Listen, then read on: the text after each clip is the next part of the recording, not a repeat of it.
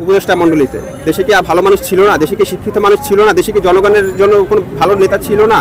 কেন তাদেরকে জায়গা দিতে হবে? আমরা কি আন্দোলন করেছি শেখ হাসিনার যারা দালাল ছিল, যারা দোসর ছিল, তাদেরকে আমরা মাথায় তুলে নাচার জন্য? না, কখনোই না। আমরা রাজপথে আন্দোলন করেছি। আমরা বেসরকারি বিশ্ববিদ্যালয় না থাকলে রাজপথ কখনোই আমরা হাসিনা পদত্যাগ করাতে পারতাম না। বহু রাজনৈতিক দল আন্দোলন করেছে। আমরা ছোটবেলা থেকেই চাইতাম যে শেখ হাসিনার আমাদের বাংলাদেশ থেকে যে স্বৈরাচারিতা সেটা চলে যাক। মানুষ বলে যে ছাত্রলীগ হচ্ছে যৌবনের প্রথম প্রেম। আরে ভাই, তোমরা তো প্রেমই বোঝো না, তোমরা ছাত্রলীগ কি করবা? আর হচ্ছে যে বাংলাদেশের যে বড় বড় রাজনৈতিক দলের আছে, বিএনপি থেকে শুরু করে যত রাজনৈতিক দল, তারা বহুতবার আন্দোলন করেছে। কখনো কি পেরেছে শেখ হাসিনার বিরুদ্ধে করতে? কখনো পেরেছে গুলির সামনে দাঁড়াতে? কারা দাঁড়িয়েছে গুলির সামনে? ঢাকা ইউনিভার্সিটির ছাত্ররা না, প্রাইভেটেরা সবার আগে গুলির সামনে দাঁড়িয়েছে। আর হয়েছে যে আমরা যে নির্যাতিত হয়েছি, এই নির্যাতিত বাংলাদেশের অন্য কোনো বিশ্ববিদ্যালয়, সরকারি বিশ্ববিদ্যালয় হয় নাই।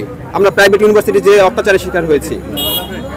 তাই আমরা চাই যে প্রাইভেট ইউনিভার্সিটি থেকে একজন উপদেষ্টা নেওয়া হোক, আওয়ামী লীগের দোসর যারা তাদেরকে উপদেষ্টা মণ্ডলী থেকে সরিয়ে ফেলা হোক, এবং আসিফ মাহতাব স্যারকে যে যোগ্য, যে আমাদের জনগণের হয়ে কথা বলবে, তাকে উপদেষ্টা মণ্ডলীতে জায়গা দেওয়া হোক। আচ্ছা, আপনাদের যেই অবস্থান কর্মসূচি, যেই 3টি কারণে, সেটি যদি